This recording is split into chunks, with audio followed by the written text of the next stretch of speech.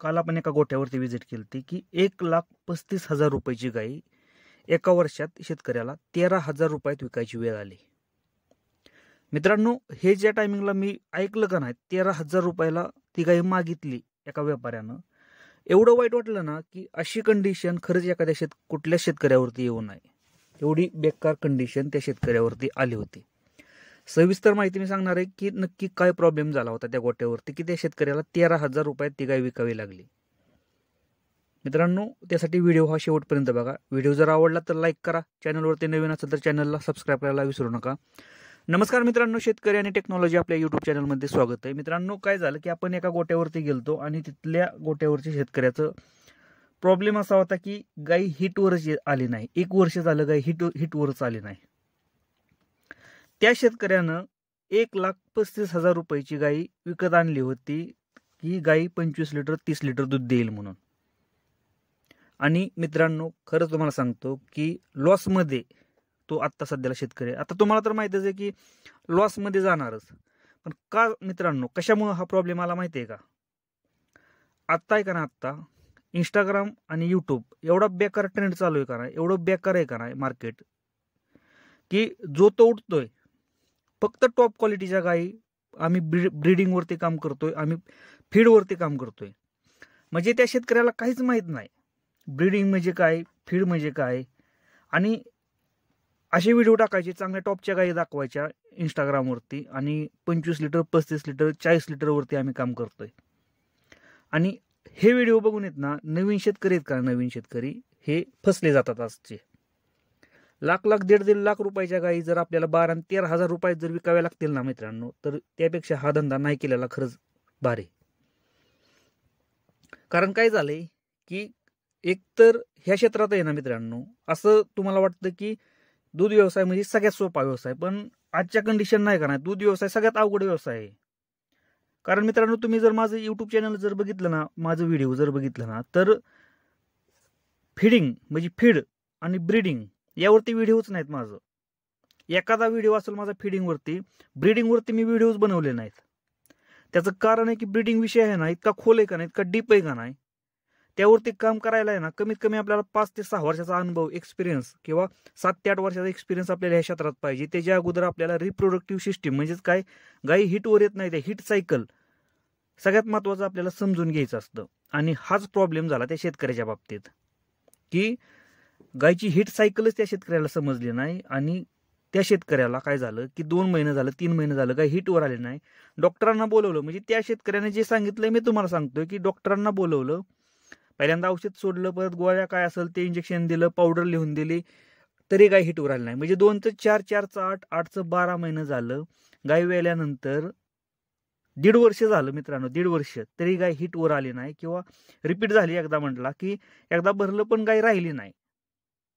आणि कशामुळे मित्रांनो हा प्रॉब्लेम झाला माहिती आहे का? कारण शेतकऱ्याला मेडिसिन किंवा मेडिकलची माहितीच नाही, मेडिसिनची माहितीच नाही, ट्रीटमेंट कशा करायची आपल्या गायींवरती ह्या गोष्टी शेतकऱ्याला माहितीच नाही. रिप्रोडक्टिव्ह सिस्टीमवरती आपल्याला आता सध्याला सगळ्यात जास्त काम करायची वेळ आहे मित्रांनो.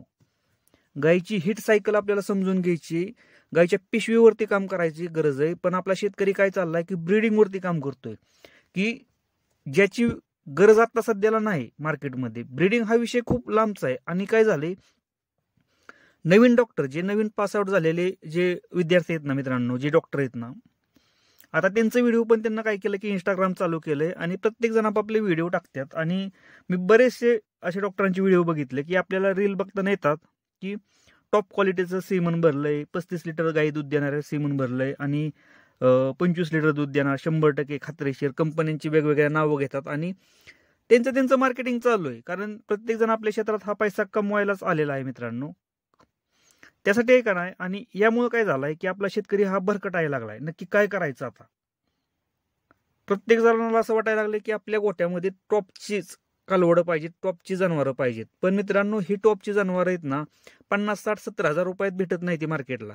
ह्याला लाख रुपये, 1.5 लाख रुपये खर्च करावा लागतो. पण सगळ्यात महत्वाचं काय आहे की ही टॉपची जनावरं ज्या टायमिंगला आपल्या गोट्यात येतात ना, त्यांचा मेंटेनन्स हा आपल्याला झेपला पाहिजे, सगळ्यात महत्वाचं आहे.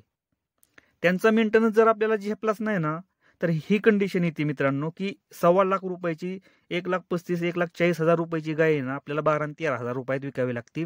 कारण काय होतं की आपल्याला एकतर जनावरांविषयी काही माहीत नसतं, रिप्रोडक्टिव्ह सिस्टीम काय माहीत नसते, गाई हिटवर येत नाही, त्यासाठी आपल्याला कोणत्या मेडिसिन द्यावं लागतात, काय करावं लागतं, ह्या गोष्टी काहीच माहीत नाही. त्या माझ्या युट्यूब चॅनलवरती येत ना सगळ्यात जास्त मित्रांनो व्हिडिओज आहेत ना ते हिटवर आहेत, गाई हिटवरच येत नाही. यावरती मी औषधं पण सांगितलेली आहेत, इंजेक्शन पण सांगितलेले आहेत, पावडर सांगितलेले आहेत, कॅल्शियम कसं तयार करायचं. कारण ह्या गोष्टी आहेत ना मित्रांनो, एखादी गाय जर आपल्याला जर 6 महिन्यापेक्षा जास्त जर हिटवर नाही आली किंवा राहिली नाही ना गाय, तर ती गाय आपल्याला लॉसमध्ये सांभाळावी लागते शेतकऱ्याला आजच्या कंडिशनना. म्हणजे गाय वेल्यानंतर 6 महिने जर तुम्ही जर ती गाय जर गाभण नाही ना राहिली 6 महिन्याच्या आत, तर ती गाय मित्रांनो तुमची लॉसमध्ये गेली. कारण त्या गायीचा काहीच फायदा नाही गोट्यामध्ये सध्याच्या कंडिशनना. आणि आपला शेतकरी 2-2 वर्ष गायी खाली सांभाळतोय, किती 1.25 लाख रुपयाच्या गायी आणून, आणि परत काय करतोय की 12 आणि 13,000 रुपयात त्या गायी विकतोय.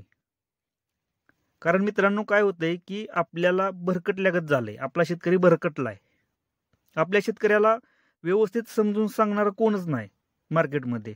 आपल्याला पहिल्यांदा रिप्रोडक्टिव्ह सिस्टीम म्हणजे गायच्या सायकलवरती काम करायचं, हिट सायकलवरती. जर गाय जर आपली गाभण राहिली तर आपल्याला त्या दुधाविषयी काम करायचं की गायचं दूध कसं वाढवायचं, कोणतं फीड द्यायचं. आणि ज्या टायमिंगला तुम्हाला ह्या गोष्टी समजतील, गायचं फीड कसं द्यायचं, गाय हिटवर येण्यासाठी काय करायचं, आणि ज्या टायमिंगला तुम्हाला प्रॉपर नॉलेज भेटेल त्या टायमिंगला आपल्याला ब्रीडिंगवरती काम करायचं आहे मित्रांनो. कारण काय होतं की फीड म्हणजे काय एवढं असं अवघड नाही मित्रांनो. फीडवरती काम करणं किंवा फिडिंगवरती काम करणं हे अवघड नाही, ब्रीडिंगवरती काम करणं अवघड राहतं. फीड हे सोपा विषय. कारण काय की मार्केटमध्ये ऑलरेडी वेगवेगळ्या कंपन्या आहेत, भरपूर कंपन्या आहेत ज्या फिडिंगवरती काम करतात. लाख रुपये देऊन तिथं कामाला लावलेत माणसं त्यांना की तुम्ही फीड चांगलं बनवा जेणेकरून गायी दूध चांगला देतील. त्यामुळे मार्केटमधलं चांगल्या क्वालिटीचं जर फीड वापरलं का नाही तरी आपल्या गायी दूध देणार आहे त्या, एवढं लक्षात असू द्या.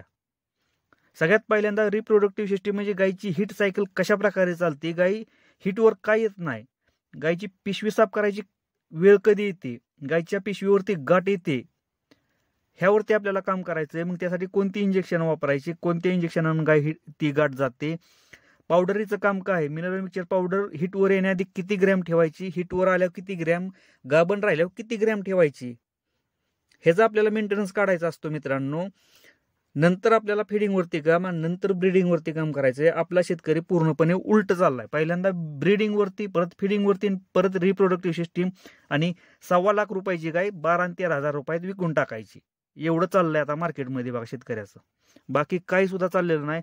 म्हणून मित्रांनो एक गोष्ट लक्षात ठेवा, चांगलं जे सांगतंय का नाही, जे प्रॉपर नॉलेज देते का नाही औषधांविषयी, मी तर सगळ्यात पहिल्यांदा म्हणतोय की तुम्हाला दूध धंद्यात जर उतरायचं असेल तर प्रॉपर नॉलेज हे औषधाचं पाहिजे, तरच आपण दूध व्यवसायात टिकू शकतो. नाहीतर मित्रांनो अशीच वेळ तुमच्यावरती सुद्धा येऊ शकते की लाख रुपयाची गाय, 1.25 लाख रुपयाची गाय आपल्याला 12 आणि 13,000 रुपयात विकावी लागणार आहे. मित्रांनो व्हिडिओ जर आवडला तर लाईक करा, चॅनलवरती नवीन असेल तर चॅनलला सबस्क्राईब करायला विसरू नका. धन्यवाद.